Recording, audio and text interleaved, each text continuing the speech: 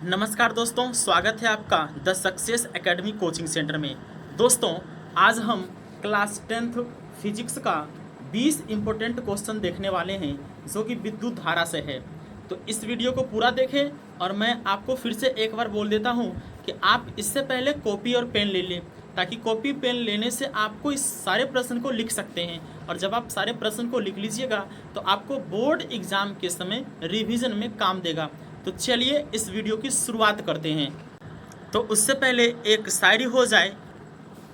करबे ऐसन मेहनत जकर हर कोई दुहाई देते, करबे ऐसन मेहनत जकर हर कोई दुहाई देते, देखेबे ऐसन जलवा कि हर केकरो दिखाई देते। होते ई बार परीक्षवा के परिणाम ऐसन, होते ई बार परीक्षवा के परिणाम ऐसन, जेकर गूंज चप्पे चप्पे चप्पे में सुनाई पड़ते। तो चलिए दोस्तों, स्टार्ट करते हैं इस सेशन को और आप इसी जोश और उमंग के साथ पूरा वीडियो को देखिए। तो सबसे पहला क्वेश्चन आ गया है। क्वेश्चन नंबर 1 है, निम्नलिखित में कौन अर्धचालक नहीं है? मिस, इसमें कौन सा अर्धचालक नहीं है? Option A silicon, option B germanium, option C पारा या ऑप्शन डी कोई नहीं। तो इसका सही उत्तर होगा पारा। इसमें कौन सा अर्धचालक नहीं है? पारा। इसका सही उत्तर पारा। चलिए चलते हैं क्वेश्चन नंबर 2 की ओर। क्वेश्चन नंबर 2 है, वोल्ट प्रति एम्पियर प्रदर्शित करता है। किसको प्रदर्शित करता है? एम्पियर को या वोल्ट को या ओम को या वाट को? तो ये प्रदर्शित करता है ओम को। किसे प्रदर्शित करता है? ओम को। चलिए क्वेश्चन नंबर 3 की ओर। क्वेश्चन नंबर 3 है, विद्युत प्रतिरोध का मात्रक होता है। विद्युत प्रतिरोध का मात्रक क्या होता है? तो विद्युत प्रतिरोध का मात्रक ऑप्शन ए है एम्पियर, ऑप्शन बी है वोल्ट, ऑप्शन सी है ओम और ऑप्शन डी है वाट। तो इसका सही उत्तर होगा ओम। विद्युत प्रतिरोध का मात्रक होता है ओम। क्या होता है? ओम होता है। चलिए क्वेश्चन 4 की ओर चलते हैं। क्वेश्चन नंबर 4 है, विद्युत धारा का मात्रक क्या होता है? वाट होता है, वोल्ट होता है, ओम होता है या एम्पियर होता है? तो विद्युत धारा का मात्रक जब भी पूछा जाए तो विद्युत धारा का मात्रक होता है एम्पियर। क्या होता है? एम्पियर। ये बात आप 9th क्लास में भी याद किए होंगे, जो 7 आधारी राशि होता था उसमें। चलिए चलते हैं क्वेश्चन नंबर 5 की ओर। क्वेश्चन नंबर 5 का है, 1, 2, 3 ओम के 3 प्रतिरोध को श्रेणी क्रम में स्वतुल्य प्रतिरोध होगा। मिस, इसका प्रतिरोध क्या होगा? जबकि 3 प्रतिरोध 1 ओम, 2 और 3 ओम जब श्रेणी क्रम में जोड़ा जाता है तो R1 plus R2 plus R3 होगा, यानी 1 प्लस 2 प्लस 3।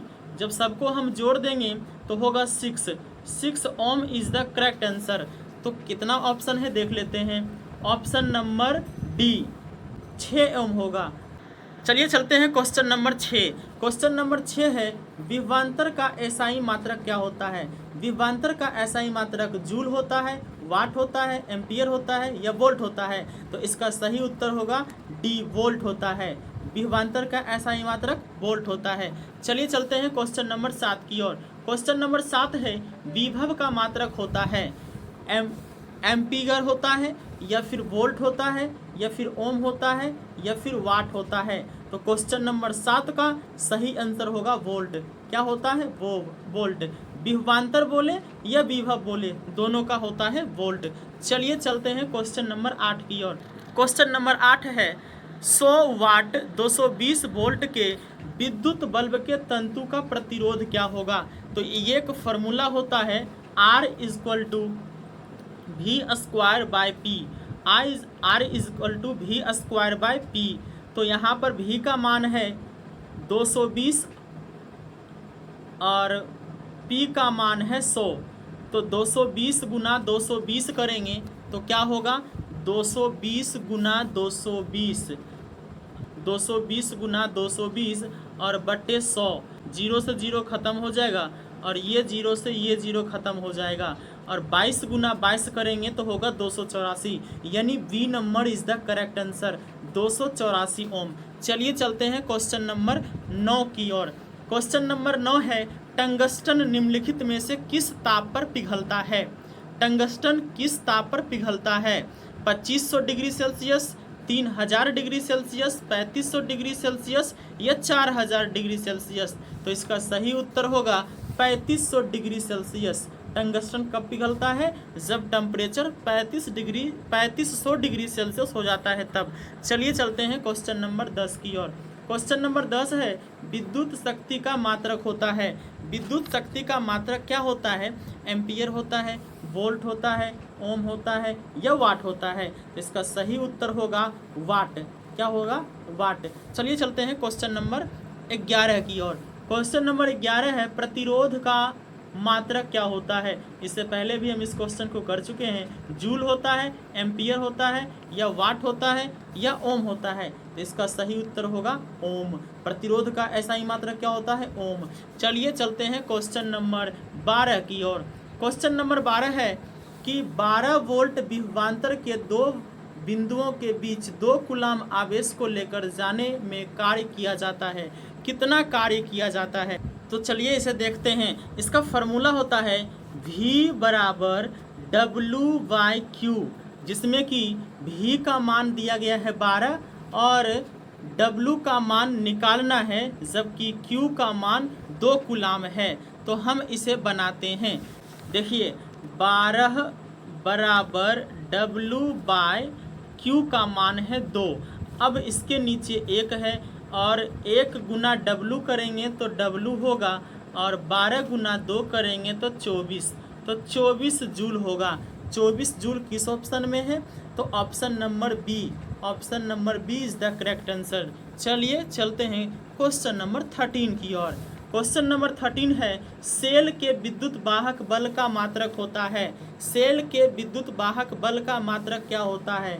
ओम होता है या वोल्ट होता है या एम्पियर होता है या फिर कूलाम होता है। इसका सही उत्तर होगा एम्पियर। सेल के विद्युत वाहक बल का मात्रक होता है एम्पियर। चलिए चलते हैं क्वेश्चन नंबर 14 की ओर।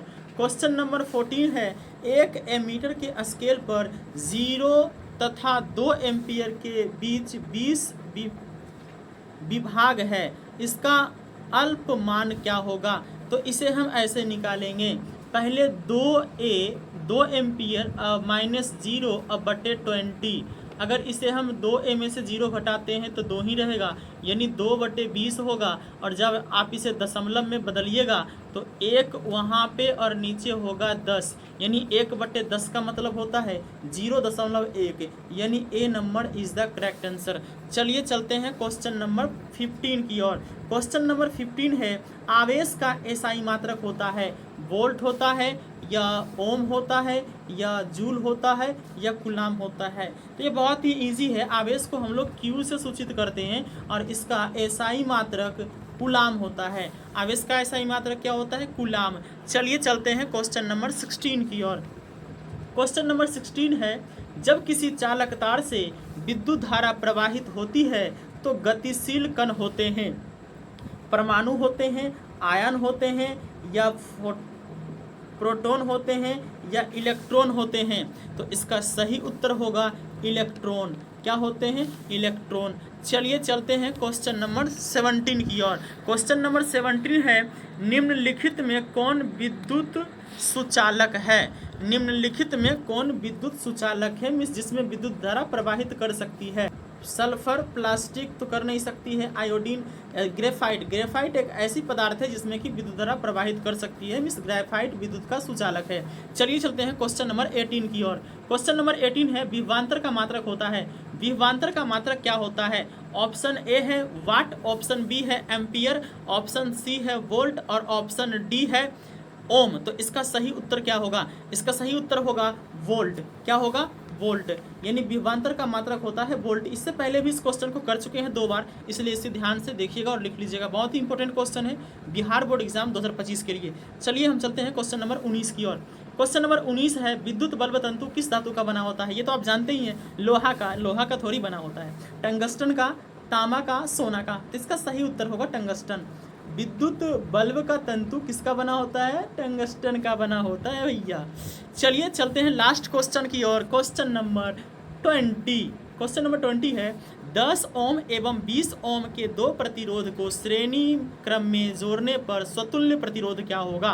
अच्छा 10 ओम और 20 ओम दो प्रतिरोध है और इसको जोड़ा कैसे गया है, श्रेणी क्रम। तो R इक्वल टू, आप तो पढ़े हैं, R इक्वल टू R1 नहीं होगा, यहाँ पे R होगा, तो R is equal to R1 plus R2, क्योंकि जोड़ा गया है श्रेणी क्रम में, यानी 10 अजोड़ 20 कितना ओम होगा, तो 30 ओम होगा।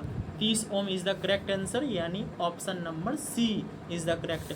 तो कैसा लगा ये वीडियो कमेंट में ज़रूर बताएं, और थोड़ा सा मेहनत करते हैं तो उसके लिए आप प्लीज़ सब्सक्राइब कर दीजिए और थोड़ा सा लाइक कर दीजिए, कमेंट में ज़रूर लिखिएगा। बहुत बहुत धन्यवाद।